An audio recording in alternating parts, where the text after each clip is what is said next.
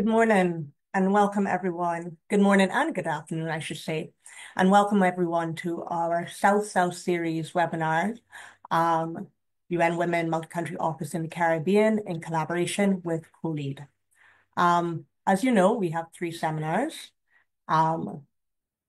Today we have the first one, Building Confidence, Leadership and Overcoming Gender Bias. We have some housekeeping matters first, if we'll go to the next slide. For those of you, I know that we have English speakers as well as French speakers. So you will have to turn on your interpretation to ensure that you're hearing the correct language. Throughout the session, persons will be speaking in English as well as French. So both English speakers and French speakers will have to select their language. Okay, first I would like to welcome you to our series. It's been a long time coming. UN Women Multi-Country Office in the Caribbean. We have been talking to our colleagues at COLEAD for a number of months on this session, and we're finally here today. So we just want to thank the colleagues both at COLEAD as well as UN Women MCO. I would also like to thank the panelists who have joined us today from near and far, as well as you who have come on to our session in different time zones to engage with us today, because we hope, even though it is a webinar, we hope we have an engaging session today. Throughout the session, you will be able to share your questions in the chat and also talk to each other. We hope that this, even though we're far away, that this is an opportunity for you to collaborate. I will first like to start the session with some words of welcome. I will turn to Mr. Germany Knops, the General Delegate from COLEAD, who will start us off. And then I will share some words from our Head of Office at Interim at UN Women MCO, Isiua Iahen, who unfortunately was not able to join us today. Jeremy, go ahead. Thank you very much, Gail.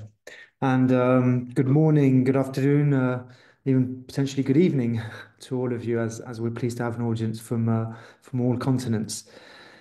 It's also my great pleasure to welcome you today to this significant event. So, as mentioned by Gail, the launch of this new series and partnership with UN Women MCO, and more specifically to this first session, Empowering Women Entrepreneurs, Strategies for Building Confidence, Leadership Skills, and Overcoming Gender Bias. Now, at COLEAD, we are extremely excited and thankful about this partnership to support women entrepreneurs in the agri-food sector from the African, Caribbean, Pacific countries, but also from beyond. Now, as it was mentioned already, and as it was shared with all of you in the information about this session, have a couple of overall, of course, objectives through these series. Our aim, of course, is to foster collaboration and knowledge sharing, to enhance business skills and market access, but also to promote networking opportunities. And all of this is to empower women at every stage of the value chain. At every stage of the value chain along, of course, their entrepreneurial journey. Now, COLEAD, some very brief words. We're a private sector international association whose mission really is to facilitate and implement all actions to increase the contribution of the agri-food sector towards achieving the Sustainable Development Goals. And as we work across the global agri-food sector, of course, gender equality is really at the heart of our activities and at the heart of our different programs, amongst which most active one for us at the moment in the Caribbean region and elsewhere, the Fit for Market Plus program funded by the UNOACPS. Now, through these programs, basically, we strive to ensure, of course, that women are empowered and supported to become leaders in their respective fields. We know, and there's clear evidence, of course, about this, of the significant contributions to agriculture and the rural economy made by women in all regions of the world, and even more, particularly in those countries where we're active. However, women continue, of course, to face a number of challenges that limit their direct participation and contribution. And through these different initiatives, programs, and collaborative partnerships, At COLEAD, we are really committed to making progress in addressing barriers that women face, and especially in the areas of entrepreneurship, leadership, and socioeconomic participation. We have our own strategy and action plan at COLEAD to provide a big framework for the operationalization of our actions, and amongst which, of course, partnerships are of crucial importance. Our overall strategy is to directly address some of these systemic barriers and issues that women face and provide the tools and networks necessary for success. What we're trying to do, of course, with this direct action on women and gender equity is to contribute to a fairer world. It's a world where gender is no longer a limiting factor in a woman's ability to lead, innovate, and thrive. So again, we're very honoured and excited when we look, of course, at the level of participation to today's session, but also, of course, when you look at the panelists here today with us, with diverse backgrounds and experiences from Africa, the Caribbean. Thank you in advance already for your commitment and your time to be with us today. To you, all participants, thank you also for being with us, whether you are a seasoned entrepreneur or just maybe starting to think about this new journey. I hope that the insights from the panelists today will inspire you first and foremost, and also equip you with the right mindset and skills to pursue or initiate your journey. As it was mentioned by Gail, we hope that this session will be very interactive. So please don't hesitate to interact through the chat. It's really not just about listening, but it's of course also a lot about learning from each other and building ultimately a supportive community to foster growth and opportunity for all women entrepreneurs. I will stop here. Thank you again for being with us, and I wish you all a fruitful session. Looking forward to it. Back to you, Gail. Thank you, Jeremy. And as you said, we are also learning. So we are here to learn from you, the entrepreneurs, as we support your journeys. So thank you again for that, Jeremy. I realized I did not introduce myself at the start. My name is Gail Gollop. I'm Program Specialist, Private Sector and Innovative Finance here at the UN Women Multi-Country Office. I'm based in Barbados in the Caribbean, but we cover the entire region of 22 countries in the Caribbean region. And I'm glad to see, as I see some of the names popping up in the chat and as you introduce yourself, that, you know, some familiar names there. So I'm happy to see you here. As I said, our head of office ad interim, Isia Yahen, was unable to join us today. But I will share some remarks and some information on her behalf this morning. Once again, we are delighted to welcome all the entrepreneurs here as we start this webinar series. And again, a special thank you to COLEAD, Jeremy and his team, we've worked effortlessly to have this come to you. I want to first share some of the statistics. You know, you're all entrepreneurs here. You all know the challenges, you have your challenges. However, I want to share some of the statistics from the Caribbean mainly, so you understand our reality. So women make up 42% of the global agricultural labor force, yet they face significant challenges that limit their ability to improve their livelihoods and contribute to the rural economy. These challenges, and I'm sure they will be familiar no matter which side of the globe you're on, they include limited policy influence, unequal access to resources like land, credit, and education, and a heavy burden of unpaid care work, with many persons, when thinking of entrepreneurship and thinking of the private sector, do not take into consideration that aspect of unpaid care work. These disparities undermine food security and agricultural performance. In 2022, hunger affected 7.2 million people in the Caribbean. That is 17% of our total population, while 12.5 million face severe food insecurity. The region had the highest prevalence of food insecurity in Latin America and the Caribbean, with Trinidad and Tobago at 43.3% and around 1/3 of the population in Barbados, St. Vincent and the Grenadines, and Antigua and Barbuda also affected. These global inequalities, particularly the gender gaps, worsen food insecurity. In 2022, women worldwide face food security 2.4 percentage points more than men. But in Latin America and the Caribbean, the gap was 9.1 points. So we often get the question when we're in sessions, why do you work for women? What about men also face challenges? And we do recognize that. However, women face peculiarities, as you know, which we at UN Women and COLEAD are trying to address. So when we look to overcome this gender bias, women entrepreneurs play a crucial role in driving the economic and social progress.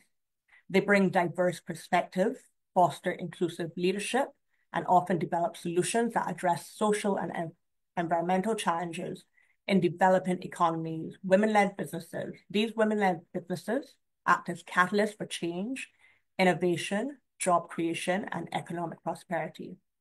These systemic barriers such as limited access to capital, restricted networks, and entrenched cultural biases continue to hinder women's entrepreneurial potential. These challenges mirror those faced by rural women in agriculture, who struggle with policy influence, resource access, and unpaid care work, as I mentioned before. Addressing these barriers, we recognize is essential not only to enhance food security and nutrition, but also for ensuring that entrepreneurship becomes a viable pathway for women across all sectors. We know many in the Caribbean, at least, many women go into entrepreneurship because you have to.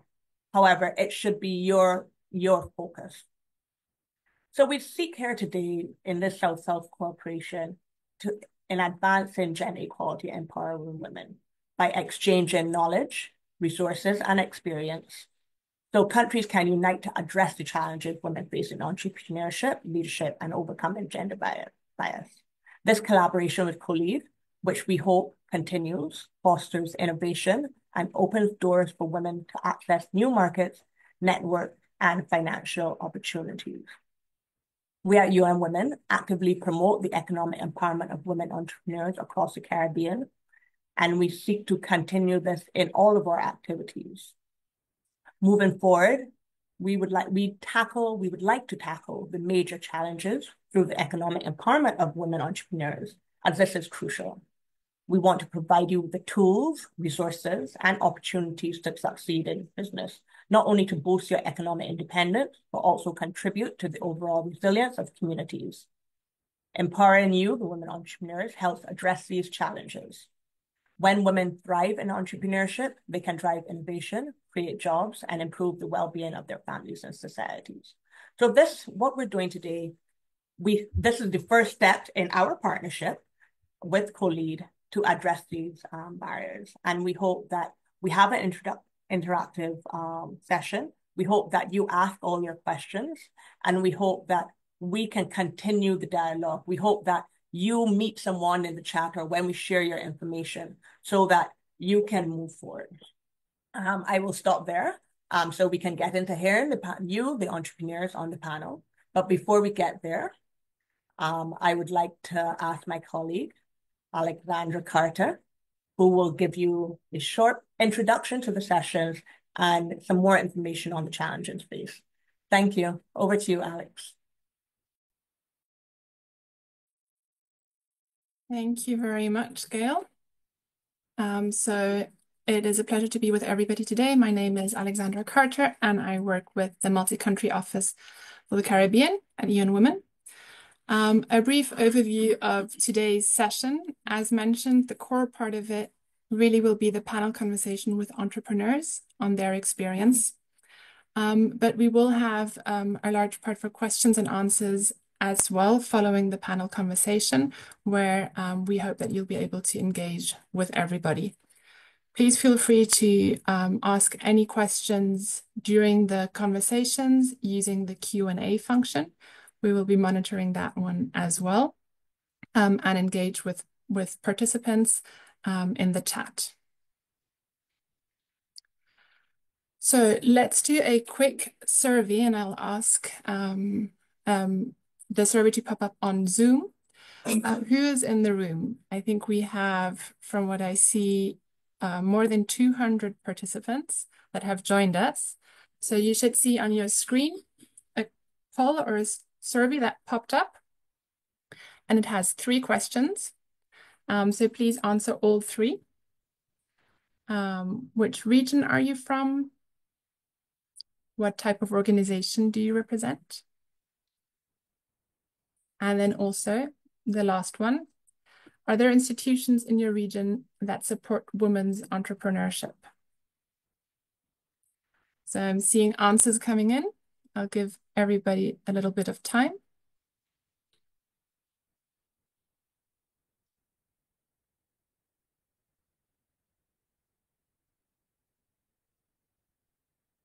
And I'm loving this. I'm seeing a lot of engagement. We already have 80 answers in. So you're here, you're with us. And we are happy to be learning a bit who is in the room.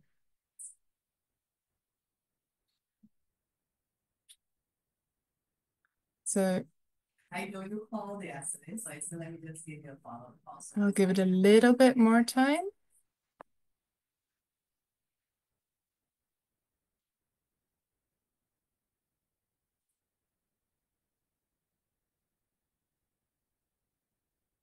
Okay, so Gerard, will you be able to share the results?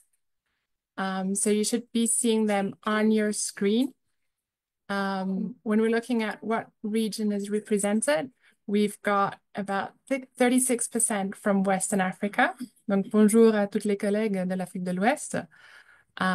We've got around 28% from the Caribbean, and then as well, East and Southern Africa and other regions represented. So of course, we didn't cover all of the regions and all of the countries, but this gives us a good impression of who's in the room. In terms of types of organizations that are here, we have almost half of us are entrepreneurs. So this is the target audience for the webinar as well. But we also have also have NGOs, as well as public organizations, research organizations, business networks, etc. So it's a diverse room of people all working in the agriculture sector, and we're all contributing towards sustainable development together. Let's look at the third one. In terms of institutions in the region that support women's entrepreneurship, I'm very happy to see that most of you have said, yes, there are institutions. So about 60% say there are institutions with limited support, another 25% very strong, several very strong institutions. And we'd love to hear about them as well. So also put them in the chat if there's groups and institutions that you have engaged with that you think could be beneficial for others to engage with as well. And then if you say there are none. So this is, or I'll stop the quiz.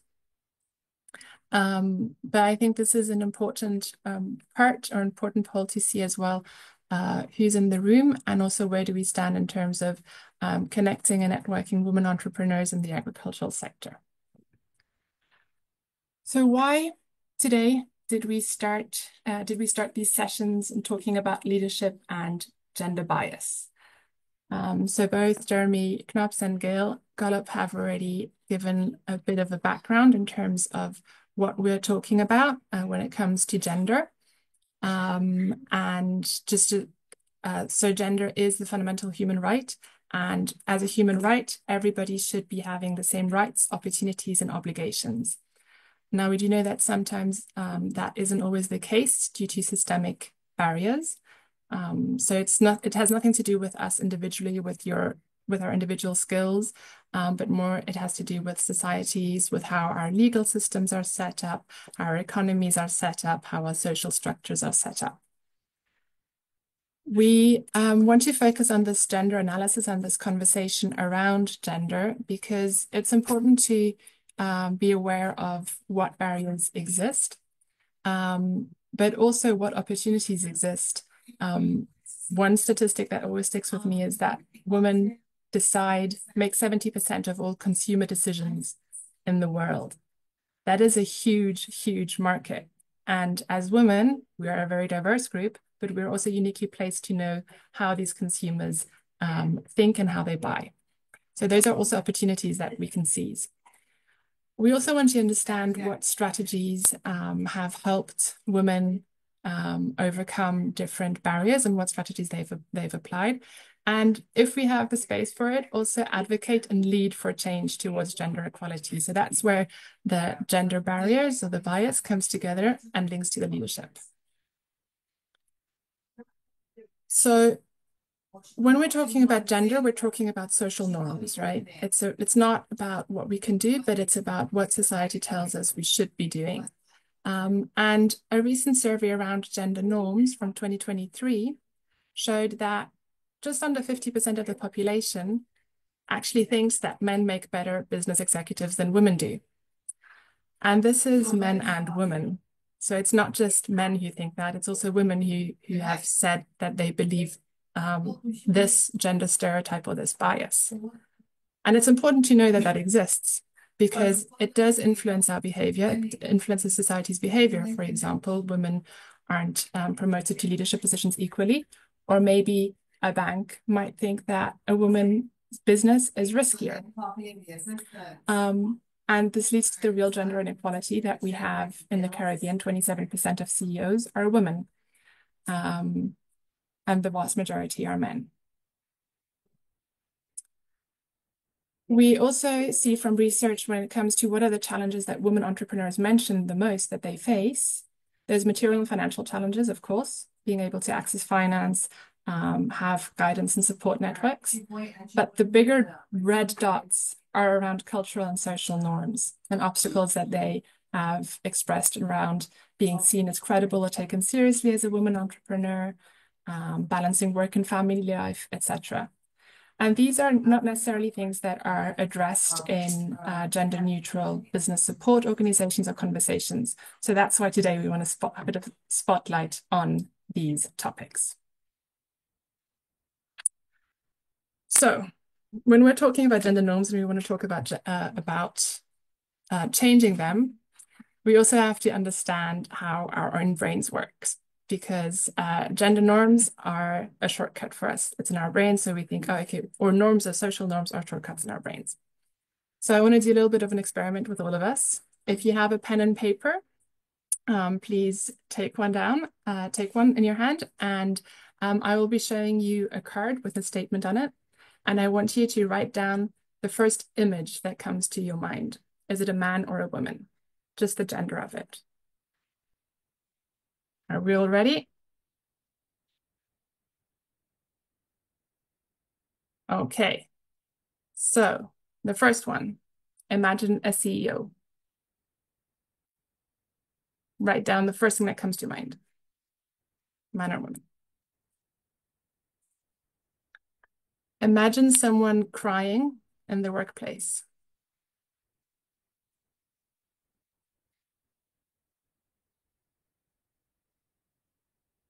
Imagine someone in a board meeting.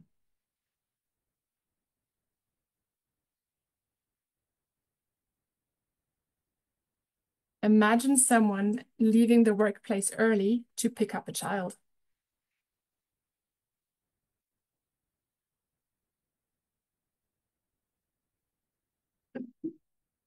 Imagine a farmer on a tractor.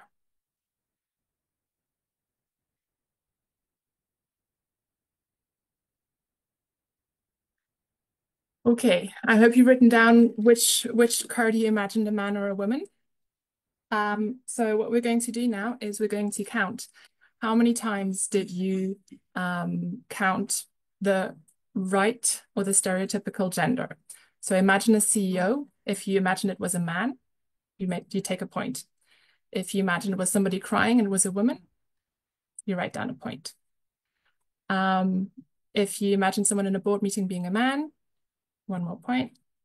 Imagine someone leaving early and it was a woman, 1 more point. Imagine it was a farmer on a tractor. On a tractor, sorry. Okay, So we'll launch a real quick poll, again, the survey poll, to see how many people, how many points did you get? Did you get 1, 2, 3, 4, 5? And I'll be transparent, the first time I did this exercise, I got 3. And I'm somebody who works in the gender space.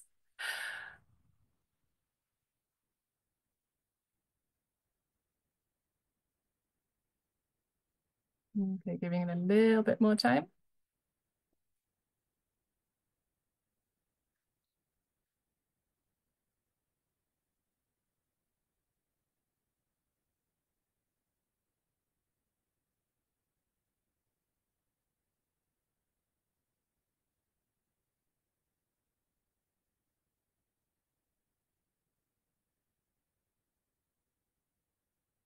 Okay, so let's see the results of the poll.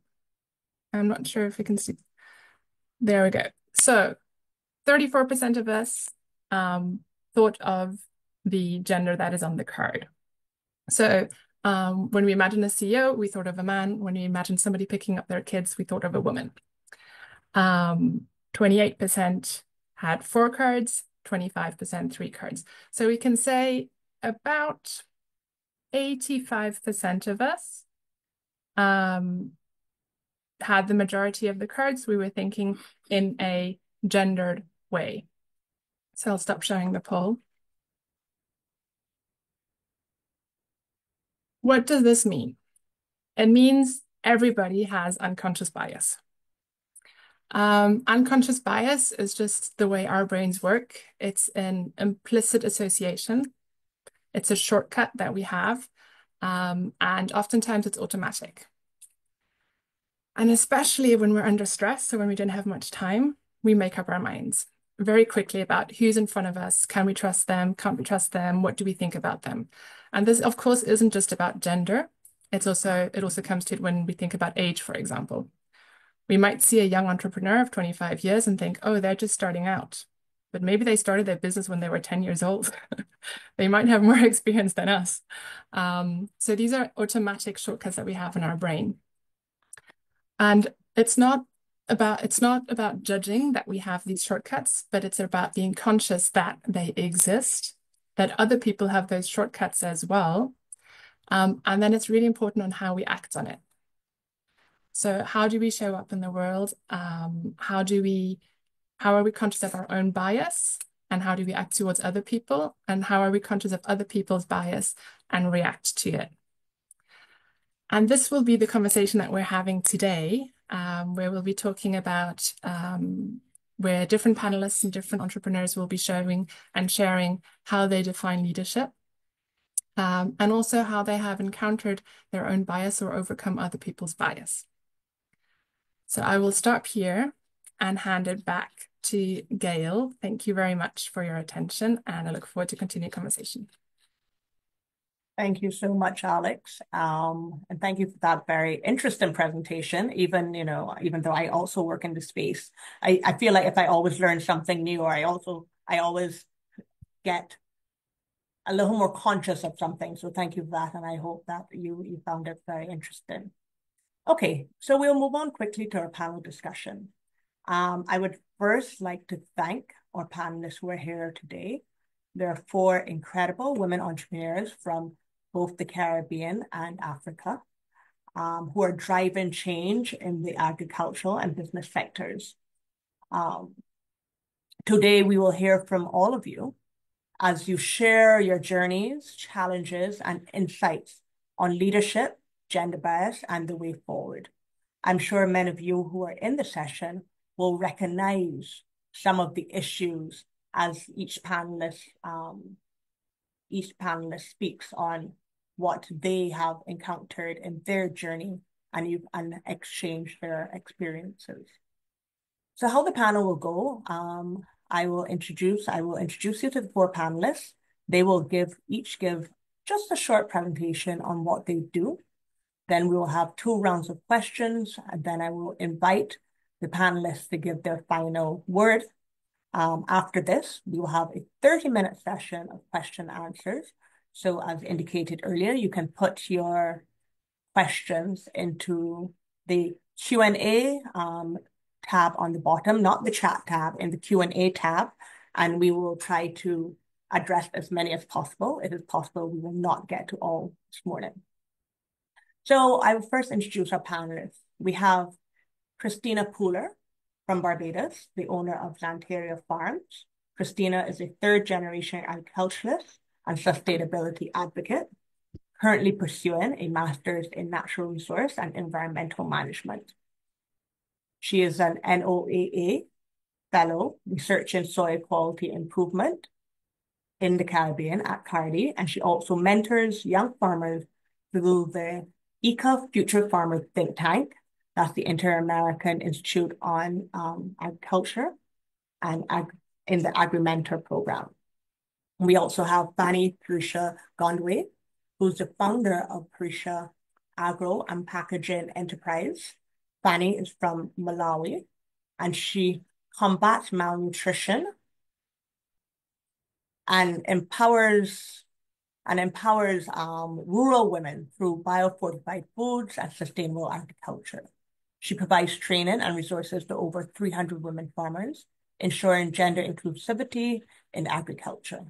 Her impact on food security and women's economic independence has been recognized with numerous awards, including the 2024 Women's Agripreneurs of the Year Award. We also have Lana Athanaze from Dominica, though Lana is currently at sea. She's doing a tour right now of the Caribbean. She is the founder of Eclat Nova Luxuries. Lana brings 26 years of experience in banking and finance to her journey of entrepreneurship. Her brand specializes in sustainable botanical skincare, blending traditional and modern methods from Dominica. She is committed to community empowerment, collaborating with small-scale farmers, the Kalinago community, which is an indigenous community in Dominica, and differently abled artisans. And finally, we have Patricia Zwandio from Cote d'Ivoire. She's a social entrepreneur and founder of Canaan. I hope I pronounced that correctly, probably not, land. Patricia empowers women through sustainable agriculture and financial inclusion. She also leads Quick Cash and Digital Hub, improving financial services for rural populations. As president of the Small and Medium Enterprises Movement, she advocates for gender equality in male-dominated sectors like agriculture and finance. Her leadership has earned recognition from the African Forum of Women Leaders and UNCTAD. So welcome again to these four phenomenal women who are doing great work in their sphere in different parts of the globe. I will first turn to Christina and ask her to just give a very brief overview of her business. Over to you, Christina. Hi, good day to everyone. My name is Christina Pooler, and I'm the owner of Zanteria Farms. And you can, yes, first slide. So at Zanteria Farms, we are committed to addressing the challenges of providing sustainable and locally grown produce here on the island. And our aim is to contribute to the movement of transforming our structure, our food structure, and gradually evolving it to become more sufficient and environmentally sustainable. In 2023, the island's crop and livestock imports amounted to about $444 million US. And out of that, 223 million of these products were sourced from the US alone.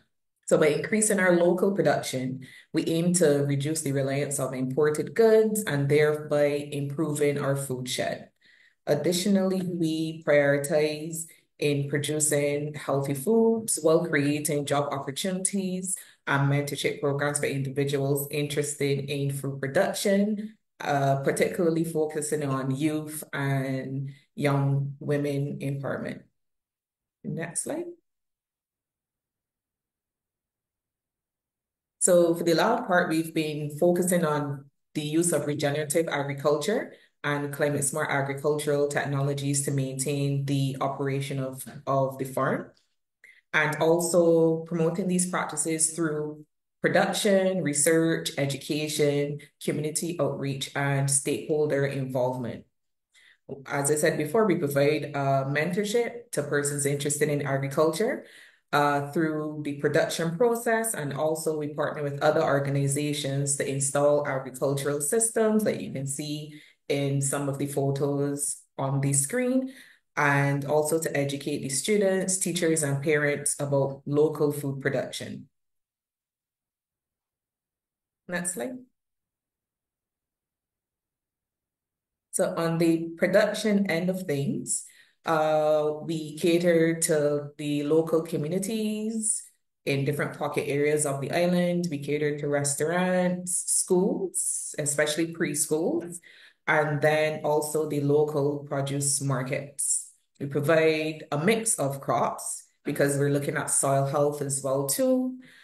We provide root crops, salad mixes, various vegetables that can be grown here locally, and also use technology to produce other products such as sun-dried tomatoes and microgreens.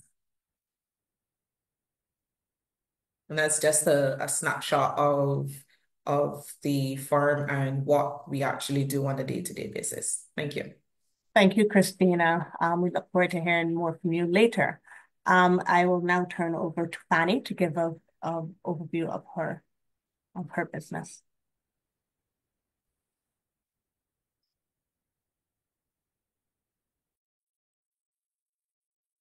Greetings, everyone, from the home heart of Africa, Malawi. My name is Fanny Gondwe. I'm the founder and executive director for Perisha Agro and Packaging Enterprise. I'm from Lilongwe, the capital city of Malawi, and Malawi is in the Southern Africa region. So basically, we are into agribusiness with much focus on food biofortification. So we are talking about food crops that are naturally fortified with vitamin A and zinc. So on vitamin A, we are working on orange-faced sweet potatoes, orange maize, newer beans, which are biofortified with zinc. But here I will just talk about orange-faced sweet potato. So we are working with farmers, and currently since 2017, we have so far worked and trained with over 6,000 rural population, and especially the women and the youth.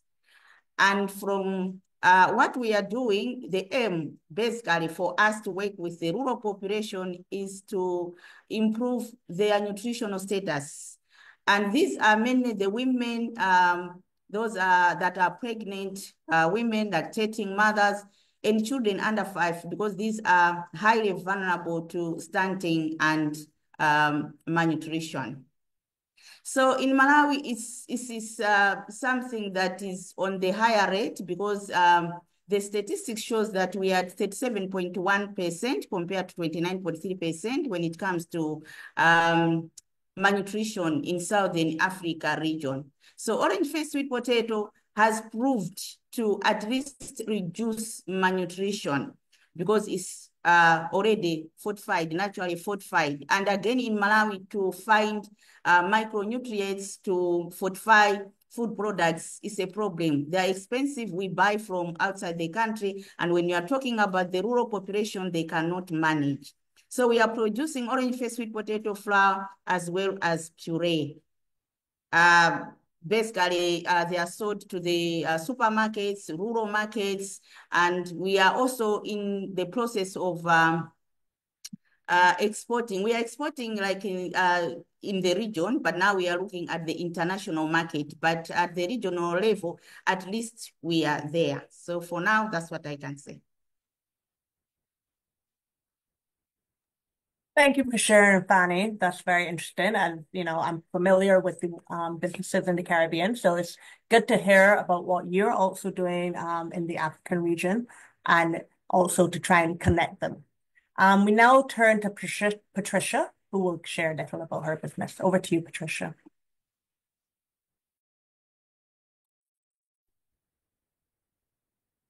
Bonjour. Donc, moi, je suis Patricia Zondi-Yao et je suis entrepreneur dans l'agriculture et mon entreprise s'appelle Canaland. Donc, avec Canaland, qu'est-ce que nous faisons? Nous construisons de bout en bout une chaîne de valeur pour les petites agricultrices. Donc, nous avons créé un modèle économique qui leur permet d'avoir accès de manière durable et de manière plus sécurisée à la terre. Nous finançons pour elles tout ce qui est intrants de production, ce qui leur permet d'avoir des intrants de qualité et qui leur permet de pouvoir également doubler, voire tripler leur rendement. Nous leur apportons également tout ce qui est assistance technique, de sorte qu'elles puissent produire conformément aux besoins du marché et nous facilitons pour elles la distribution dans les centrales d'achat des supermarchés et des hôtels d'un certain niveau. D'où nous est venue l'idée? L'idée est venue du fait que en Côte d'Ivoire, il y a eu vraiment assez de développement dans le domaine touristique. Donc, on a eu beaucoup de chaînes hôtelières qui se sont installées et beaucoup de supermarchés également qui ont fait leur entrée. Et de plus en plus, le consommateur cherche à avoir des produits qui sont sains, des produits qui sont tracés et des produits qui sont respectueux de l'environnement. Et de l'autre côté, on a des femmes qui, elles, n'ont pas d'informations sur le marché, n'ont pas d'informations sur les besoins des clients, ne savent même pas comment avoir accès aux intrants et en plus, qui font face au défi d'avoir accès à la terre. Donc, nous, on vient comme un pont. On vient comme pour créer un pont pour réduire l'écart qu'il y a entre ces femmes et l'accès au marché. Aujourd'hui, via notre modèle, nous avons pu accompagner 352 femmes qui font partie de notre réseau de distribution. Et donc, ces femmes-là, aujourd'hui, sont capables de produire selon les normes et les standards du marché, de pouvoir distribuer à des clients qui sont à la recherche de leurs produits. Je vais donner juste un exemple. On a une entreprise qui s'est installée en Côte d'Ivoire qui fait de la restauration collective, qui est une franchise, on va dire, américaine. Et cette franchise a continué d'importer des tomates pour pouvoir faire leur menu. Parce que les tomates qu'ils devaient utiliser devaient répondre à des standards. Ils ont une certification qu'on appelle YAMGAP. Et donc, il fallait forcément que l'entreprise qui voulait leur livrer puisse être certifiée YAMGAP. Donc, c'est ce que nous avons fait. Donc, nous avons formé au standard. Nous avons passé la certification. Nous avons réussi. Aujourd'hui, les tomates en question sont vendues à cette franchise-là à un prix qui permet de mieux rémunérer les femmes agricultrices. Donc, voici un peu comment notre modèle s'est passé, s'est produit. Donc, on a 382 femmes aujourd'hui qui sont dans notre chaîne d'approvisionnement et nous sommes en train de les accompagner vers de nouveaux produits. Donc, c'est un peu comme ça que notre modèle revient. On a pratiquement 80% de femmes qui sont avec nous. Et à côté, nous avons développé un programme pour les jeunes filles. Vu que de plus en plus, l'agriculture ne semble pas être attrayante, ne semble pas être sexy en milieu rural, nous avons mis en place un modèle qui réduit la pénibilité du travail. Nous faisons en sorte que le travail agricole soit plus aisé, moins pénible, moins difficile, de sorte à pouvoir attirer plus de femmes et plus de jeunes. Et deuxièmement, ce qu'on fait, on les permet, en rendant le travail agricole moins difficile, d'avoir un peu de temps pour elles-mêmes. Donc là où elles pouvaient passer plus de 8 heures de temps dans les exploitations, elles peuvent passer que la moitié et faire moins de travail physique. Et le reste de leur temps, elles peuvent les utiliser pour s'occuper d'elles-mêmes ou de développer d'autres activités. Donc, voici un peu comment notre modèle se produit. Aujourd'hui, on est présent dans pratiquement toutes les grandes surfaces d'Abidjan.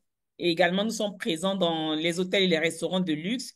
Et nous produisons pour des entreprises spécifiques comme celle que je vous ai signifiées. Là, on est en train encore de chercher encore d'autres clients qui nous demandent nos certifications, qui est le food safety. Donc, on est en train encore de les former pour qu'elles puissent également passer cette certification-là, de sorte qu'elles puissent avoir accès à des marchés plus structurés, puisqu'auparavant, elles n'avaient accès qu'à des marchés informels.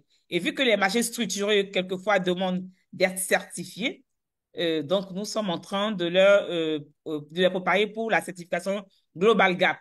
Et on espère que d'ici la fin de l'année, ce sera quelque chose de OK au niveau de la certification Global Gap pour nous permettre d'atteindre un autre standard de marché. Donc, voici ce que je pouvais dire en introduction.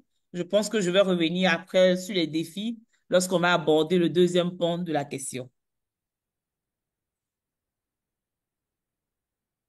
Thank you so much, Patricia, for that interesting overview of what you're doing. I turn quickly to Alana, who will give her overview as well, and so that we can go get into the meat of this session. Thank you, Lana. Hi, everyone. I am Lana Athanas Francis, and I am the founder of Nova Luxuries, a sustainable brand located on the island of Dominica.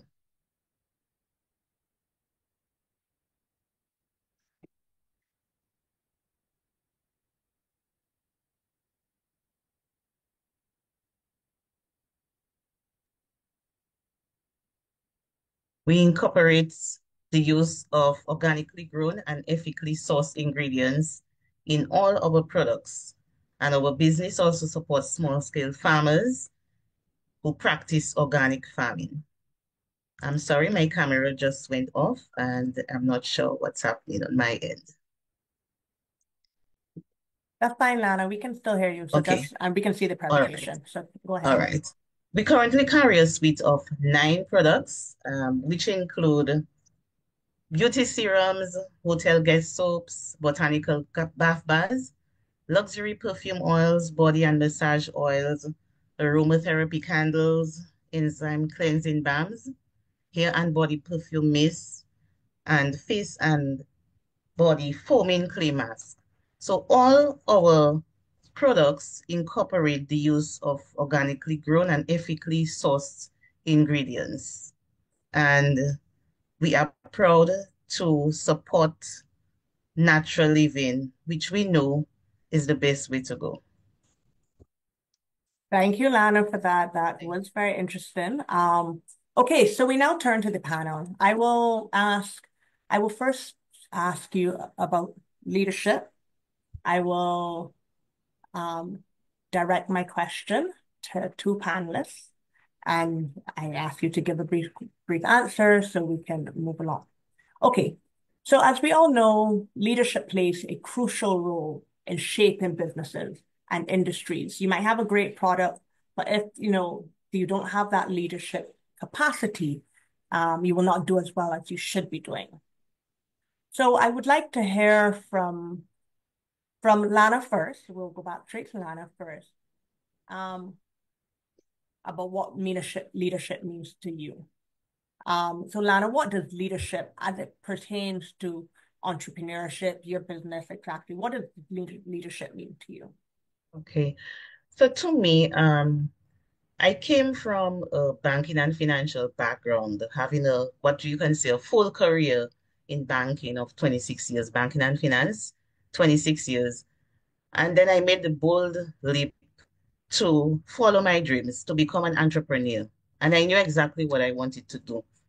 So to me, the whole question of leadership really centers around leading myself, understanding what I wanted to do, and going after my visions, following my dreams, going after that vision, crafting that vision, having a clear idea. I didn't have all the answers, but having a clear idea of what that vision meant to me and putting the necessary steps in place that would lead me to realize that dream of having Nova Luxuries. So to me, that's what leadership meant. There were moments where there are moments where I have to reaffirm myself, keeping track of that vision and to lead myself to realize the goals, understanding that I can't do it alone. Yes, I know what I want, but reaching out to others as well to get the support that I need so that they can help me to realize that dream. And it's important to understand exactly what it is very important to me to lead myself in the way that I know will bring success to me. And sometimes we think we have all the answers, but we really don't. And we really have to get some maybe verification of what it means to us. What are the steps that we are taking to lead to our vision or to lead to my vision are these the necessary steps that I need to take? So I had to understand what that meant. It meant to me seeking opportunities, going out there, going online, seeking opportunities, and just getting into programs that I knew would help to grow me and educate me for the business that I wanted to get into. Certifying myself. So I'm a trained organic cosmetic formulator. And without that, I would not have been able to formulate and produce the products that I do for our company right now. So it was an entire switch from one career to the next, and the understanding that I had to lead myself in order to achieve what I needed to achieve, and going towards that dream of being a successful business and where we are today. So we are 5 years in the making and very, very proud of where we have started basically from scratch and building that dream and leading up to where we are today. So this is what leadership has meant to me. Seeking opportunities, also helping others. And when you help others and mentor others, it also helps you to understand where you are and to understand further what you have to do to better equip yourself and to better equip myself.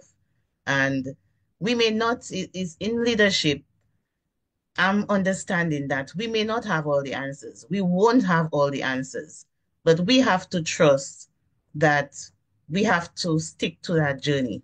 We have to be faithful to that journey, get the support we need, get this. So I outsource my weaknesses. I can't do it alone. And that is all part of leading myself. So I don't pretend that I can do everything because I can't. And we have to lean on others who know better and be clear in exactly what we want to do. And part of my leadership, leading myself, has included onboarding a business coach, which I had to do.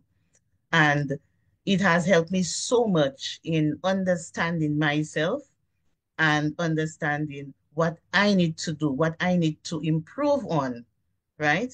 Because sometimes we can trick ourselves into thinking that, we're experiencing this, we've done that, we are doing it well. And then when you get the opinion of others, we find out that, hey, do you know if you do it this way, you will get a better result? Or because you have to work smarter and not harder. So we have to be able to outsource our weaknesses, and that is all part of leading yourself, and it's all part of leading myself. And just trust in the process and being faithful to pushing on, seeking opportunities, being successful at them, pushing at them. I'm not waiting for anybody to hand over anything to me. But after a while, you realize when you've succeeded at what you're are working at, then you see opportunities keep coming to you. Opportunities show up, but you have to show up for yourself. So I'm showing up for myself and just doing what I need to do to succeed. And for me, I know what I'm doing. I know that I'm on the right track because I'm getting validations from various persons of what I am doing.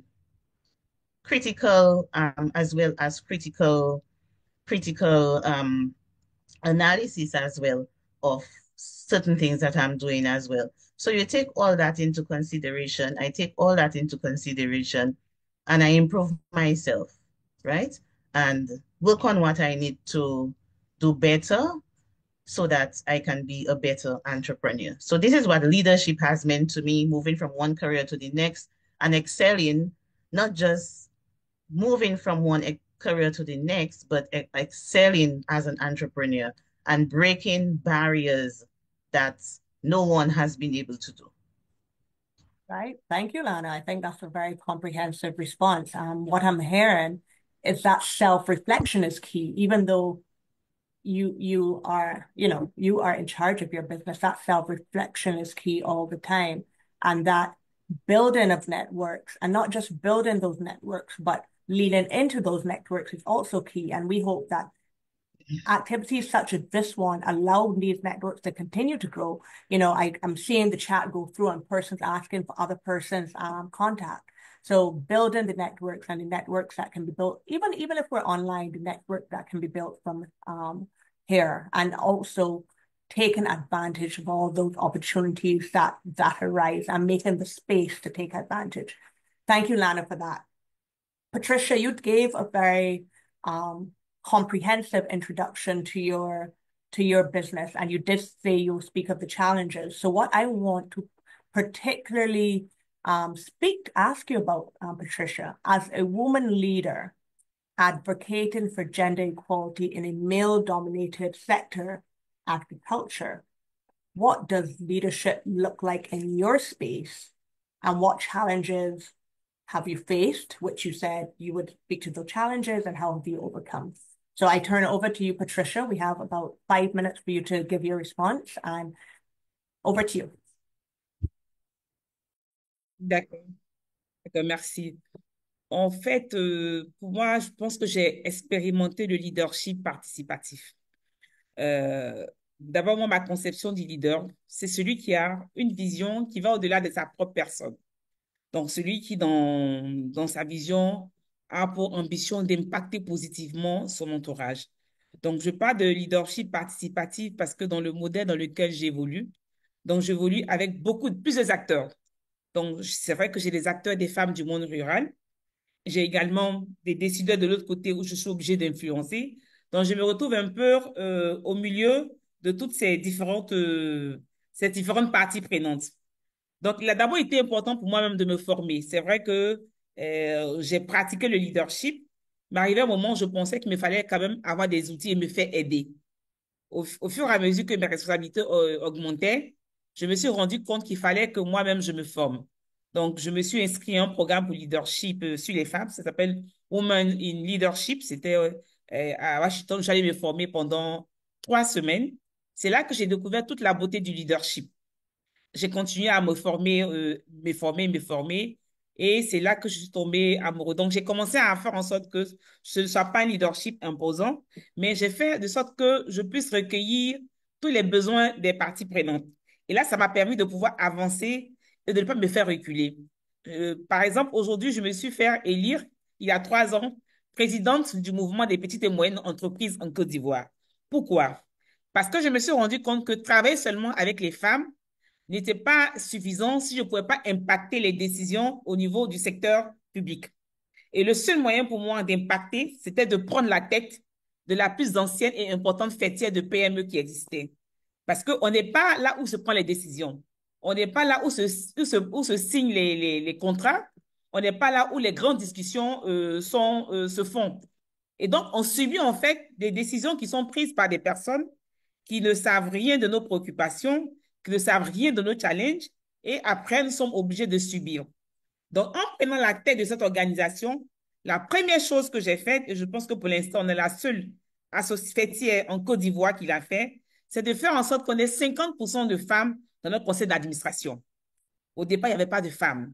Donc, ayant été élue, la première décision, c'était de faire en sorte. Donc, aujourd'hui, on a au moins 50% de femmes qui sont représentées dans le conseil d'administration de cette association. Le deuxième action sur lequel j'ai joué, c'était les femmes formées dans cette association. On avait moins de 10% de femmes. Aujourd'hui, nous sommes à 48% de femmes que des entreprises formelles qui sont dans cette association, et nous avons développé des programmes sur mesure pour elles. Par exemple, dans le domaine il y a ce qu'on appelle les gender in mining, où on fait en sorte que on peut se présenter aux parties prenantes des femmes qui sont capables d'entrer dans les chaînes de valeur.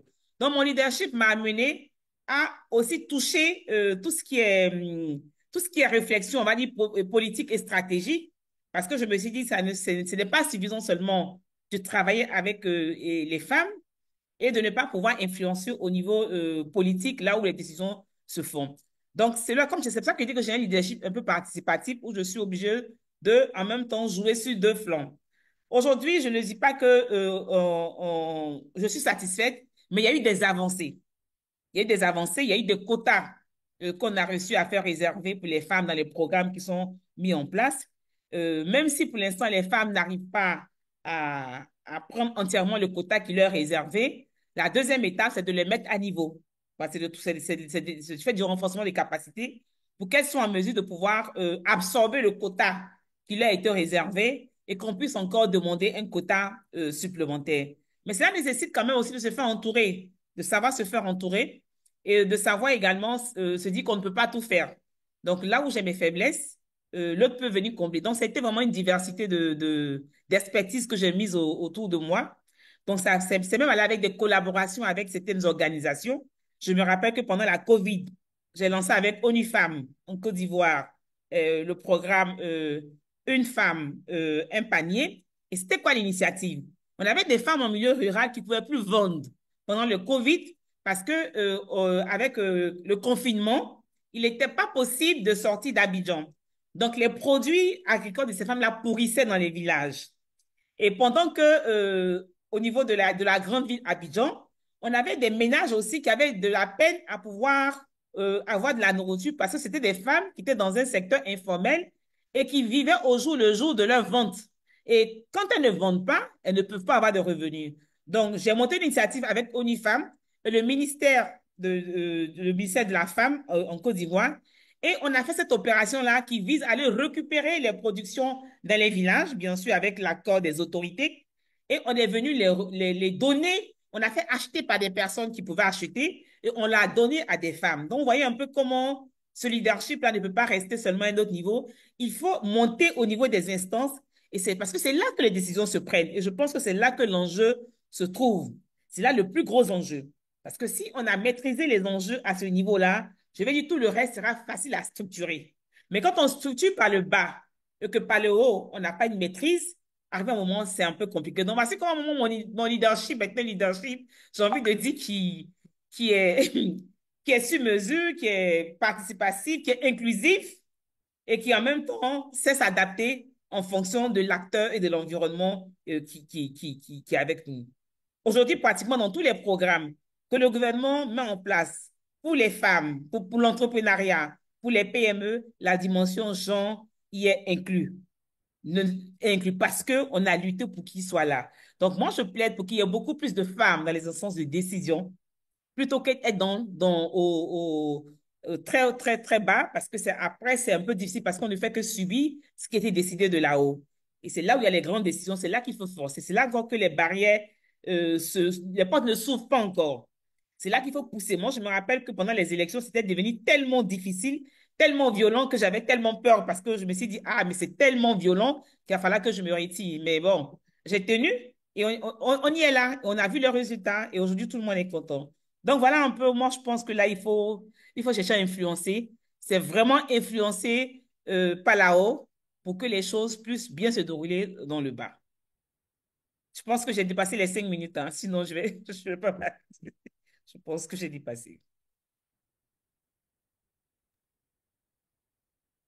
Thank you, Patricia. That was very engaging. And I must say, I sit here and I'm really fascinated by the work you're doing. The first term that I noted it here when you started, the participative leadership. I think that's quite an interesting phrase. And I think that's something everyone should remember. And similar to Lana, you spoke of utilizing the tools, investing in yourself, but also key to get into those spaces where decisions are made, so that you inform not only your business, but also the can assist the other women around you and who come after you. Thank you both, Lana and Patricia. I think that those were some key messages on leadership. I now want to turn to the issue of gender bias. And I'm going to first ask Fanny. In your experience, Fanny, how can we ensure gender bias, gender inclusivity, I should say? How can we ensure this gender inclusivity and avoid gender bias, or avoid as much as possible, I should say, the gender bias in the agricultural space? Thank you so much. Yeah, so I'll start by giving an example. In 2015, my husband suffered a stroke. So, and that time I had just left my job. I was working with International Center for Research in Agroforestry, and my area actually is finance. So I was the regional finance and administration manager for Southern Africa region. But a time came when I said, no, I just want to be an entrepreneur. And 2015 is when I started my entrepreneurship journey because I stopped in 2014. So come 2015, my husband suffered a stroke. And it was a heavy one that it was really serious. He couldn't do anything at that moment. So after 6, 7 months, he started walking using the stick and whatever. But then my in-laws came, and even my friends were telling me that although you have started your entrepreneurship journey, but you have to stop and just start focusing on taking care of your husband. So I said, yes, I love my husband and that's what I want to do. And the past 6 months, I've done nothing. I'll see what I can do. Then after a year, I started doing some little things here and there. My entrepreneurship journey started again. But again, I would still receive those sentiments from my fellow women, my fellow friends, colleagues, relatives. No, you can't, because he's still not really up that he can do everything on his own. So after a year and a half, then I had to sit down and start talking to myself. Is this true? If I continue doing this, and my fellow friends are really encouraging me not to do anything, so who is going to take care? Who? Because yes, I'll take care of my husband, but how in terms of the finances and the like? Then I made a decision. I said, no, yes, I'll talk to my husband. If he says I should continue, I'll continue. So I asked him, said, no, just continue. You have to do, because if you don't, we'll have nothing. I'm no longer going for work. So I started again, like starting after 2 years in 2017 is when I started my entrepreneurship journey again. Now I was like, I really don't need to be asking for any maybe information or support from my fellow women, because sometimes it's us women creating issues within ourselves.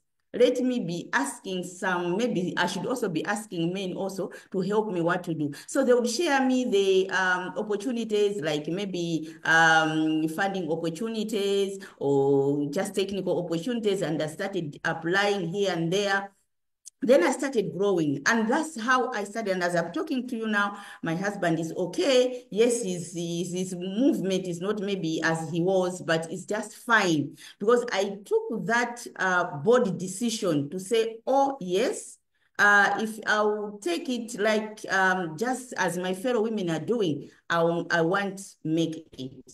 So with that, I took courage to start now training my fellow women. Yeah, what they should be doing, what they can do in terms of, for example, we are talking of rural women that I normally work with.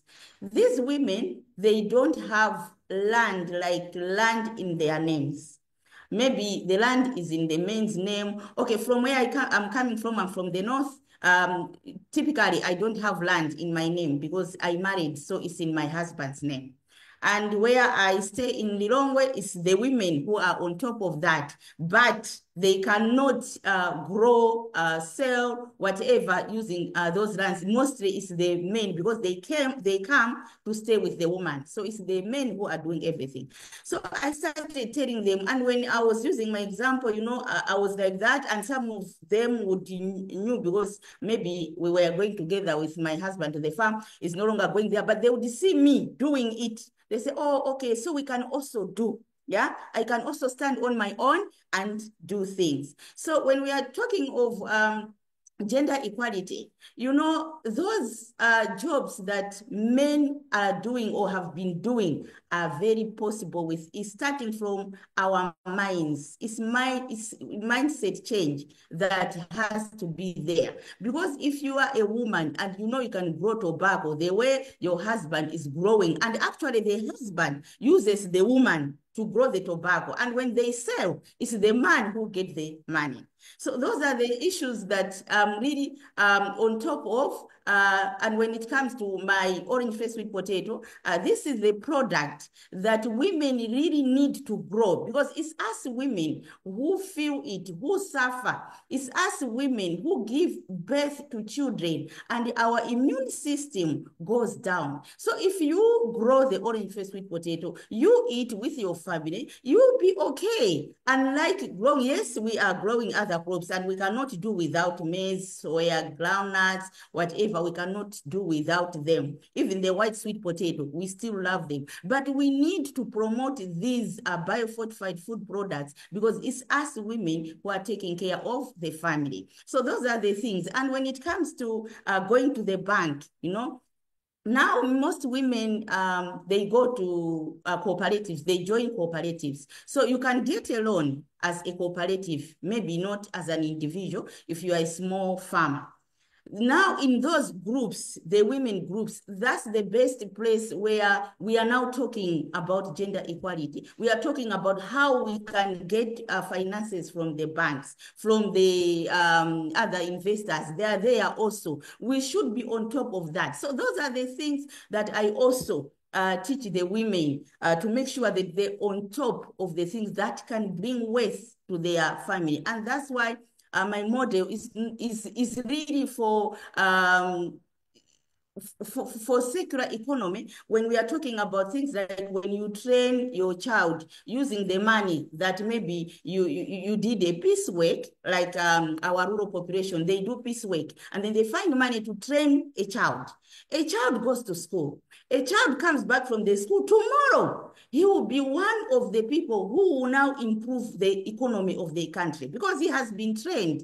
Yeah, using that money from someone, your parent, who was doing manual work.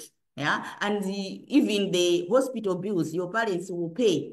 So it's that, all those things that I'm really working on. So to me, when it comes to gender equality, it's all about doing all things that you can do without looking at who you are, a woman. Thank you. Thank you so much for Fanny. And again, we're glad to hear the outcome with your husband. But you know, you started with what I said at the beginning, that many women end up in entrepreneurship as a by the way. You did not mean to be there, and so then to turn your attention, but also while taking into consideration all the biases that you face. But I'm glad to hear that you are getting around with the solutions. However, I think going back to what Patricia said earlier, you know, us women need to get into the spaces where the decisions are made, where we can change those rules. Thank you, Fanny. So Christina, over to you now. And we're wondering, as the vice chair of the Future Farmers think tank and a mentor in ICA's Agri-Mentor program, you help shape the future of agriculture in Barbados as well as the Caribbean region. So how has your leadership journey influenced your approach to mentoring young farmers, particularly in overcoming these gender biases and other challenges in the sector? So for this aspect, in terms of mentorship, I would definitely draw from my experiences, so that persons coming after me wouldn't have to go through the types of hardships and challenges that I would have experienced. So for example, as simple as getting a farmer's ID was difficult for me when I had first started, when it was like back in 2017, between 2015 and 2017, when I had my first son. You really needed to have like land already in operation, equipment, and so on. And as a person looking to start out, it's very challenging, especially as a woman, as a married woman, especially to get funding for any type of operation, whether for business or for a house, because obviously you have to be there with your partner in order to get those types of loans or persons investing in your businesses and stuff. So to get around that, I had to go through my brother-in-law who had his own agricultural business to be successful in getting the farmer's ID and then benefiting after from the incentives and training that would have been offered as being a registered farmer. Also, I'm also encouraging persons, young persons and young women to, be more intentional in their involvement in agriculture. So network a bit more, have role models, even if it's not someone within your sector. So for example, we have a lot of leaders, even if you don't hear them, you see them by action, what they do. So for me, I would say I have a track record of breaking barriers, not by my words, but by my actions. So we have like the Prime Minister here, the Honorable Mayor Motley, who are breaking barriers. We have we had the former Chief of Agriculture, Ms. Keeley, the new Chief of Fisheries, Dr. Shelley Cox. Look at persons within the sector and outside of your sector to see what you can learn from them, what challenges they had to overcome, what societal norms they had to overcome. I'm still trying to navigate traditional norms associated with like families in Barbados, having children, having a partner, and then still balancing that. You're expected to balance, having a family and then also a career as well. And usually it's expected that prevalence should be placed on that family unit and not having a career as a woman. So there are different things that you would definitely have to experience to try to overcome those traditional norms, but it's a learning process overall, learning from your mistakes, building from that, and also aligning yourself with like-minded persons or working with organizations that share the same value can help in that aspect of persevering or staying resilient in being an entrepreneur and owning a business. So I would say in general, draw from inspiration from others and also don't see your mistakes or downfalls as something to discourage you from persevering. Use it as a learning opportunity. Share those experiences with others coming after you, because that helps to evolve the agricultural sector, evolve women as it pertains to being leaders in agriculture or whichever sector they're involved in. Thank you for that, Christina. And you touch again on that theme that has kept coming through as well, that self-reflection that all of us, all you women entrepreneurs need to do, that self-reflection but don't let it be a deterrent, but be honest with yourself and then let it propel you forward.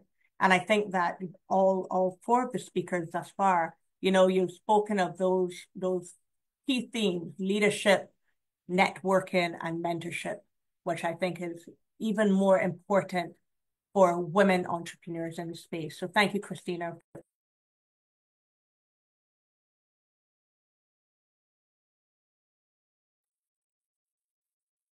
Gail, you're muted. Yes, I just realized. Thanks. I'm going to call on all the panelists to just give a call to action. Just give a 2-minute call to action. 3 sentences, not long sentences, but 3 sentences. With a message. What is your call to action to other entrepreneurs, other women entrepreneurs? Your words of encouragement or advice for the future. What message would you like to share? I go quickly back. I will start with Lara.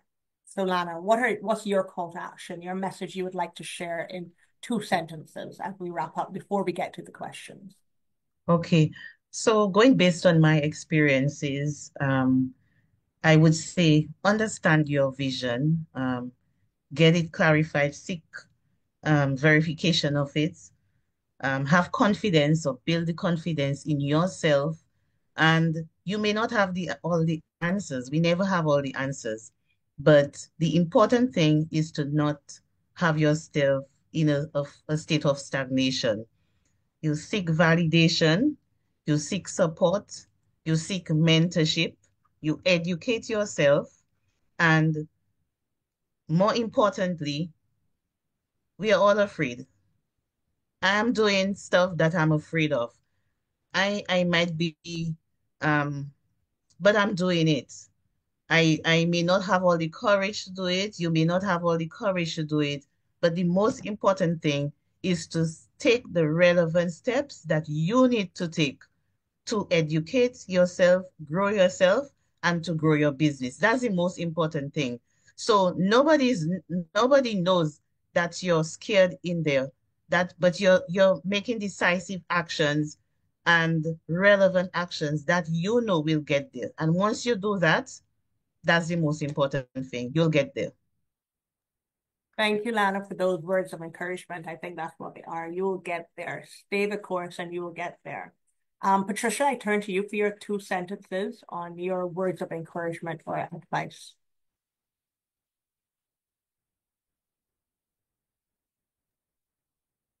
Ok. Je voudrais dire que la nature aurait du vide. Donc, il faut occuper l'espace.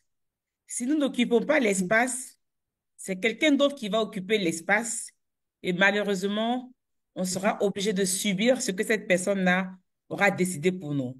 Donc, le changement ne viendra pas tout seul. Il faut le provoquer. Il faut oser, revendiquer notre place et prouver que les femmes, elles aussi, peuvent décider pour elles-mêmes et pour ce qui est bien. Voilà ce que je voudrais dire. Vraiment occuper l'espace. Voilà, la nature aurait de vide. Si nous fuyons les espaces, c'est d'autres personnes qui vont les occuper. Et malheureusement, quand elles auront occupé, nous serons obligés de subir. Donc, il est encore temps. Il est encore temps pour prendre notre destin en main. Merci. Thank you, Patricia, for that. And I think that through your intervention earlier, we realized that you are doing, acting on what you say. You are getting into those positions where you will be able to make a difference for those coming behind you. Fanny, what would you say? What are your words of encouragement for women entrepreneurs?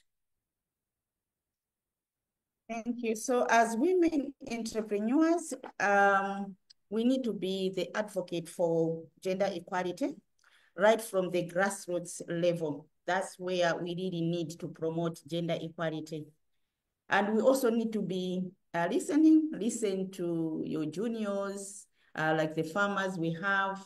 We also need to collaborate, partner. I also have partnerships with the academia because we also get the interns from there. They help us. So in a year, we could get maybe 15 to 20 interns.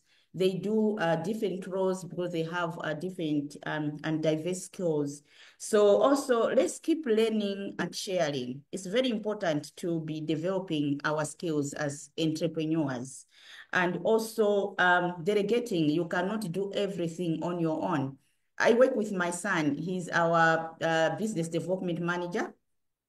He's a youth. And, that means in the area of youth, he's really promoting. And I am also coaching and mentoring the youth to make sure that we grow together. And when we're talking of agriculture, most youth, they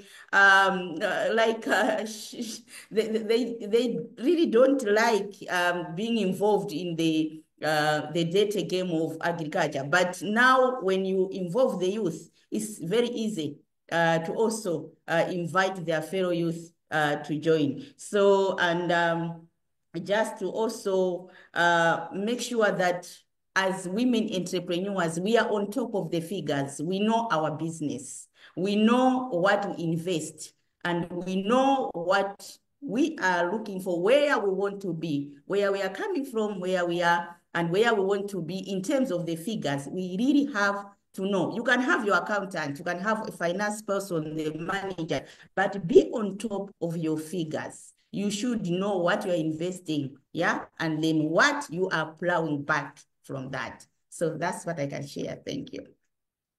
Thank you for that, Fanny. And over to you quickly, Christina. For me, I would say that I have two call to actions. The first one is surrounding empowerment and support. So we should really actively look to give support to women and also look for opportunities to receive support in return through mentorship, training, access to resources, which is crucial for improving the sector, changing policy, and empowering women to become entrepreneurs by choice and not by force. So gender responsive leaders like us and the panelists are actively working to do just that and create opportunities for women and youth in our sector. The second one is surrounding inclusivity and representation. So I would say to create your own space to ensure that women have a seat at the table. We have a diverse perspectives and a lot of the times unique advantages to our unique perspectives and advantages as women. So that can lead to more comprehensive and effective decision making and also advancements in the sector. Thank you, Christina, for that. I think that the four of you have really given some great advice to women entrepreneurs. A lot of themes came through: believing in yourself, perseverance, occupy space, create your own space, advocate from the grassroots level, they share with each other, that create those important networks. We cannot do everything on our own. Know your business, that's also key. Know your business, know your numbers, and give support and look for support. So thank you, all of you, for sharing those, sharing your experiences. We have quite a few questions in the chat. I think some of them have been answered. Some have been answered already, but I will pull out some and direct where possible. If not, you can, anyone can answer. So the first question I have here, I think it's directed at you, Christina. What are the smart agricultural technologies in response to climate change? So for Zartario Farms, we employ a number of smart technology. So we have solar technology to assist with irrigation. We do have a standalone livestock area where the water and energy use is off grid. So that has been used as well too. And then also different soil management techniques such as using mulch, using into cropping and so on to help manage and produce no waste on the farm. So everything works kind of like in a symbiotic relationship to produce no waste, to encourage soil health, and to also help reduce the movement of food, from imports rather than having it based on island. And currently also addressing growth and everything. So I'm actually doing a course in photovoltaic installation to better understand the system so that I can make improvements and expand from there, and hopefully in the future mentor other young persons to implement those type of technologies into their systems.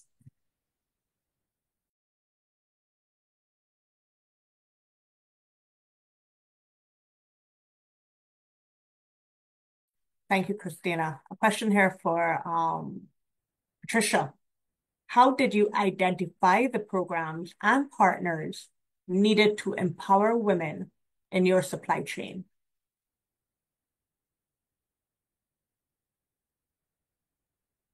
J'avoue que dès le départ, ma stratégie a consisté à aller vers les partenaires. Et à force de frapper aux portes, je n'ai pas trouvé de porte ouverte. Et comme en général, je suis une personne qui n'aime pas attendre, j'ai démarré avec ce que je pouvais. Donc, j'ai fait mes activités avec les moyens que j'avais et j'ai communiqué là-dessus. Et donc, c'est après les partenaires, la plupart des partenaires, pratiquement tous les partenaires qui sont venus vers nous. Après avoir vu le travail qu'on avait fait, et c'est surtout lorsqu'on a fait la publication de notre premier rapport d'impact que je pense que ces structures-là, certainement, étaient hésitantes dès le départ. Donc, on n'a pas vraiment fait, nous, de démarche particulière. Moi, j'ai dit à mes femmes, faisons avec ce que nous avons et que notre travail parle de lui-même. Je pense que c'est le travail même qui a parlé de lui-même. Donc, tous les partenaires après qui sont venus sont des partenaires qui avaient des objectifs qui s'alignaient avec les nôtres. Et c'est comme ça que nous avons travaillé. Mais comme dès le départ, nous avons frappé aux portes, mais comme en général, je ne suis pas quelqu'un qui a de la patience pour attendre que l'autre décide, on a décidé avec ce qu'on avait et c'est les partenaires qui sont venus vers nous. Tous les partenaires avec qui on a travaillé sont des partenaires qui ont vu nos activités, nos réalisations et qui sont venus vers nous. Et on a regardé, on était alignés sur les mêmes valeurs, sur les mêmes objectifs et on a démarré. Le seul partenaire que j'ai démarché, c'était le partenaire ONU Femmes et le ministère pendant la Covid, parce il fallait faire quelque chose. Donc, je suis allée vers eux pour dire, voilà une idée que j'ai. Vous, ONU Femmes, identifiez-moi ces ménages et moi, avec d'autres partenaires financiers, nous allons réaliser l'opération. Donc, voici un peu. Donc, moi, je pense qu'il faut déjà faire ses preuves. C'est vrai, les partenaires, vous allez aller vers eux. Le partenaire a son agenda, qui n'est pas forcément votre agenda, parce que moi, je suis du privé. Donc, étant du privé, j'ai un agenda qui est un peu plus dynamique, parce qu'à la fin, il faut quand même faire du chiffre, il faut quand même avoir un résultat. Donc, voici un peu ce que je peux dire là-dessus. Thank you for that, Patricia. Lana, I have two questions for you. What training should one undertake to start manufacturing cosmetic products based on natural essences? Okay, so the training. Okay, so the manufacturing of cosmetic products like I do is very important. You have to take the necessary steps so that you qualify yourself and certify yourself because you're producing products that go on our skin. And this is important. It's important that you have formulations right. It's not just putting together items that you think will work, but getting yourself properly certified to do so, so that you can also create safe products for use.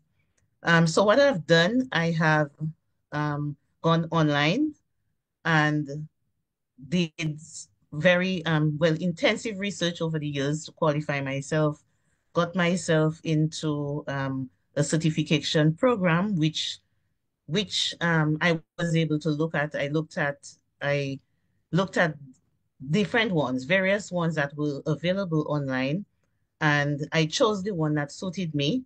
I did the course and I got through with it. So we can all do that because formulation is you have to understand formulation and not just certify yourself, but be able to use products or ingredients that have proper that have the properties that are beneficial to our skin and being able to put them together so that they actually work, right?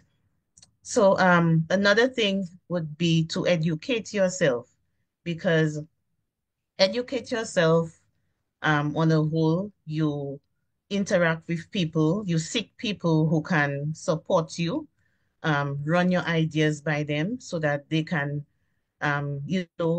based on their experiences, they can lend you support and also to build your network, which I have done so, I would say globally. And because you always need to reach out to someone that you think you can bounce off something to, ask an opinion, leverage on your support so that they can help you to grow. So right now I'm able to reach out based on the support that I need based on the type of support I need, I basically can reach out to any one of my contacts in the world and I will get that support. So it's very important to build your network. Build your network locally as well, which is very important because the local factor, this is what really is your support base, where you're from. And you need, once you have that, you are able, it basically gives you that drive and that zeal to continue. What else? So it's educating yourself, certifying yourself, leading on your support, growing your support base, growing your network, being able to reach out and to not only reaching out to the persons that you need support from, but keeping in contact with them. It's very important to do so because we are all humans and you don't want somebody to only contact you when they need you, but show support to them. So it has to be, you have to reciprocate because there is something that you can always teach somebody else. When you think that you may be reaching out to them for support, you'd be surprised how supportive and how helpful you can be if you just have a conversation. So you have to, yes, leverage on your network, but at the same time, provide that reciprocal support that they need. It could be just saying hi, how you doing, and that sort of thing. We are all humans right here. Thank you for that, Lana. I think that last point is key. Don't always, you also all have something to give. Don't just take, but also give. And I can't remember, one of the panelists, may have been Fanny earlier, who made that point as well. Thank you for that, Lana. And another question for you, Lana. You spoke of your business mentors, business coach. How did you choose or come in to encounter your business coach? Okay, so I will start by answering first the support that I've gotten. I'm on this journey. I'm still on my journey to get where I want to get to. And over the years, my participation in various programs allowed me to build a network with organizations and the business personnel, the facilitators on these programs, whom I have kept in touch with, and as well as the organizations. So being successful at programs and then reaching out to the people, the various facilitators to find out, how can you help me? Okay, this is what I'm doing, and can you assist me with the support in this? It could be a particular subject. It could be the wealth of experience that they have. And you will be surprised that once you reach out to somebody, they're always willing, more than ever. They're always willing to help. So I have been able to do that. And the coach was the coach whom I have right now, the coach that I have right now, she was referred to me through a facilitator that I have kept in contact with over the years from a previous program that I did. It's a program that I did 2 years ago, called the Global Green Growth Initiative. And I was successful at that program, being the only one in my country on the cohort number 2 to be a grant awardee and as well to graduate from that program with an excellent rating of excellent. So I reached out to her. She was aware of what my business is about. We are a sustainable brand, and I graduated as a greenpreneur. Our business graduated as a green initiative. So she already had that information about me, about us, and she had a very good understanding. With that understanding of our business, she already knew what my vision is. So she was able to refer me to her coach, which she has a wealth of information, but she decided, okay, I'm going to introduce you to my coach. You will see if she is the best fit for you and that sort of thing. So we had this preliminary discussion, just a discovery conversation a few months ago. And I think she was perfectly paired with me. So I decided to onboard her, and I did so. And just very deep conversations, um, very deep conversations. On a, um, I'm actually at sea now, but on a business cruise going to various islands in the Caribbean. Yesterday I was in Barbados, and I invited her. She's from St. Lucia. So when we got to St. Lucia 2 years ago, I invited her, and I got real-time coaching from her on everything. It's on everything. And it's important that we recognize that we cannot do anything. We cannot do, there's a limit as to what we can do. And sometimes even when we're doing, we can do it better. So I'm really trying to work smarter, not necessarily harder. So, and to avoid mistakes that entrepreneurs make in their journey to success.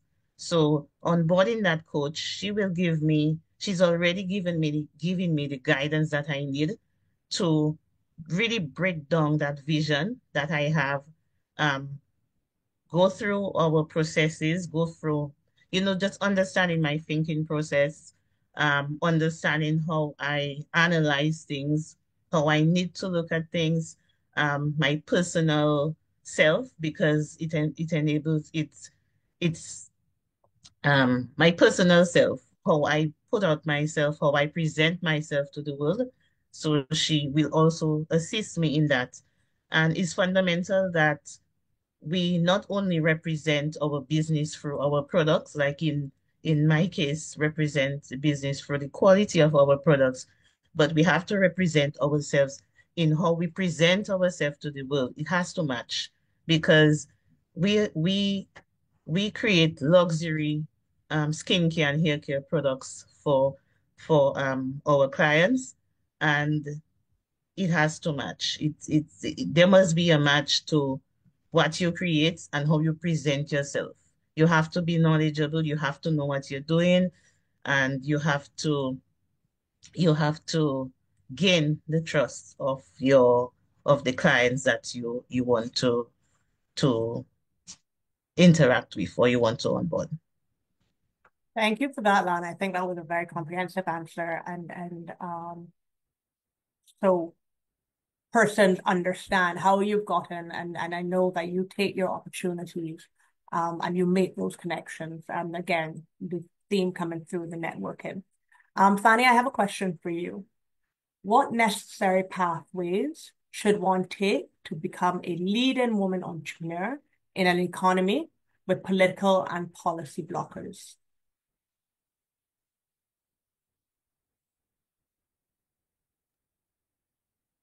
Okay, can you come again? Sure. What necessary pathways? You spoke about, I think you said you're from the North, and the challenges they are because you're a married woman, etc. So what necessary pathways should one take to become a leading woman entrepreneur in an economy with political and policy blockers? That's a good one. Yes, I guess when we talk about policies, I think it's everywhere. Government policies, whatever. Yeah, there are some policies which are really hindering us, like maybe entrepreneurs in general, whether a man or a woman. But what I would say is, first is to listen to your what exactly do you want to do? So listen to your inner mind on what really you want to do in life. Because there are certain things we do, or you go into entrepreneurship just because you are copying from someone. If I'm into orange face sweet potato and I'm doing well, somebody will think, okay, she's doing well, I'll also start doing orange face sweet potato. So that's not the idea. So what you need to do is first identify or come up with an idea, the idea of your business, develop the idea of your business. So no matter what, whether they are strict policies or whatever, you penetrate because you have a passion for what you want to do. So if you want to do livestock, for example, I'm not into livestock, but if you want to do livestock, I would go to someone who is into livestock. I would want to learn what they are doing. You know, I mean, information sharing is free, and there are people there who would share free information. So ask questions about the area you want to venture into. Yeah, if you have not been there too. And then you get the answers. So that's what I would encourage. Learn from those who are there. And then you know where to, how to penetrate that business that you want to venture to. Yeah. Thank you for that, Fanny. I think that we have a lot of questions. We've pulled out some of the questions. We encourage, we will share all the information from the contact information, I should say. I saw some was shared already in the chat. The contact information for the entrepreneurs who you've heard today, so that you can engage with them one-on-one. You can build those networks. You can look for coaches if you need. We can put into practice some of the things that we've heard today. So I will now turn over, and so I apologize if we did not get to your question, but there's still a facility for you to be able to get that information from the colleagues who have spoken today. So I want to now turn over to my colleague at COLEAD, who I've got to say, when she first reached out to me, it's so long ago now, Iselin, I don't remember. You know, we first reached out and started to plan, or sorry, not even plan, to think about these sessions. And since then, and we're so happy that they materialized. But so I'll turn over to my colleague now, Iselina Boto, Head of Networks and Alliances at COLEAD. She will just give you a summary of the key points of discussion and close off our session. And we hope that we are going to be in contact with you we hear from you. We continue to hear from you. Over to you, Iselina. Thank you. Thank you. Thank you so much, Gail and colleagues. I'm very, very pleased with our launch and our first session today.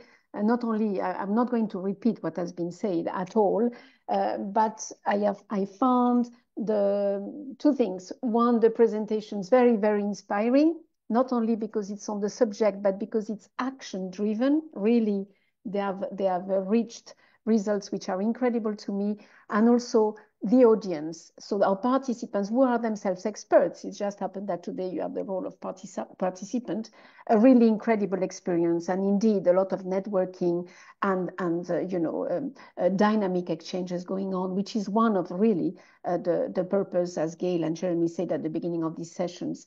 I would like just to say two things which are important also with what UN Women and COLEAD offer, and we will put that in the following email where we will share the recording and the presentations and so on. Sorry, Isolina, my apologies for interrupting, but you're on the French channel speaking in English, just a note. Oh, sorry for that. Normally I am in the original audio, but okay, I changed to the English. Thank you very much. So it's, well, I believe this has been translated anyway. So two things. One is we have seen the multifaceted approach that you have to do education and finance and leadership and so on and gender based, but the access really to education and skills, and more than skills development, reskilling in the agri-food sector or agriculture sector and connected industries we are in is very competitive, be local or regional or export markets, it doesn't matter. So the skills and reskilling is very, very important. Is a continuous effort. And this goes from specific technical skills, I mean, like farming practices, like food safety, supply chain management, and so on, and also managerial skills.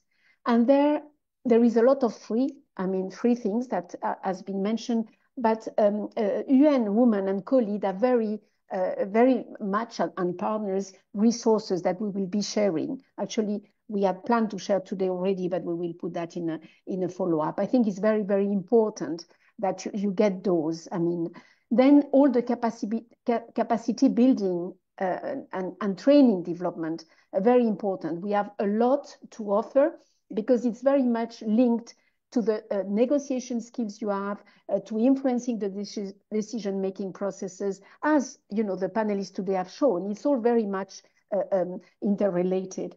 And one of the things we want also to achieve through this series, I mean, is really the networking and the building that supportive communities. And because we are in agriculture, it's very important to link women, farmers, and men, of course, smallholders in rural areas and entrepreneurs in the urban areas. Sometimes there is a divide which can be explained, you know, historically, but that shouldn't be there.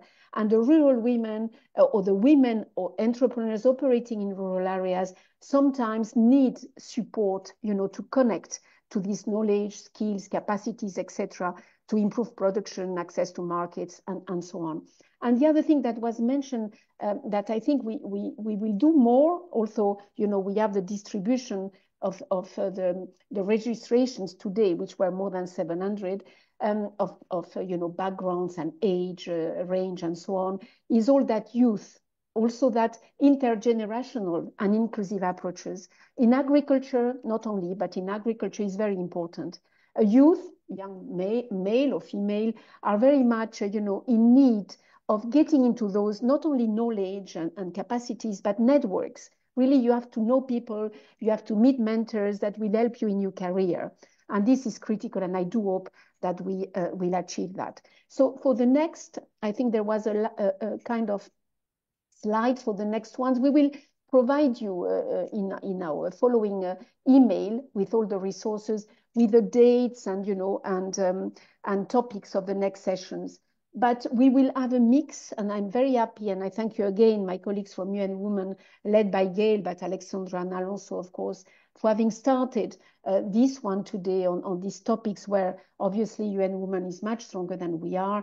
And we will have a mix of, you know, very technical, I mean, processing, etc., and more managerial, and because it's completely linked. So the next one will be more, you know, on the marketing and the distribution skills, the channels and so on, because it's very important to include those entrepreneurs into the markets. And this includes, of course, the digital platforms, the e-commerce, many of you, because we know many of the participants today are in e-commerce as well as in a more conventional one, but it's also linked to financial and the other sectors that hopefully we will be sharing and discussing in the coming dialogues. What I want to tell you as well, there were very interesting remarks on the chat.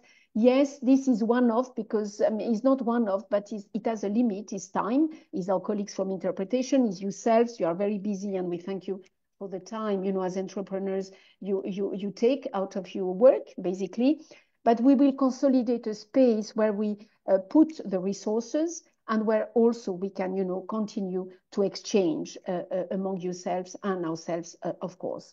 So this is what I wanted to say, in addition, of course, to thank the interpreters who allow us this dialogue. And I'm very glad that we have them, because we have, as we have seen at the beginning, you know, an important participation, among others, from Africa and other French-speaking countries.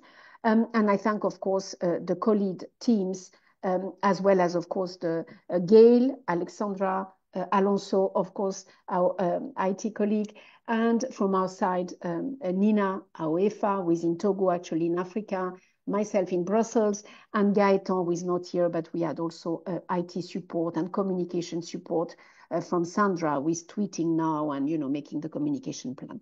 So I believe, Alexandra, thanking all the panelists and participants, that before we close, we add a little survey that you prepare.